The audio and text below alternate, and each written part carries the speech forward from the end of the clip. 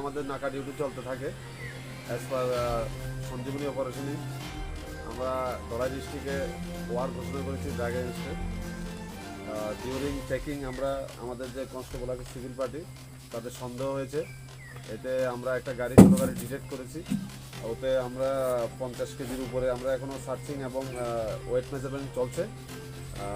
আমরা একজনকে আটক করেছি, জিজ্ঞাসাবাদ চলছে।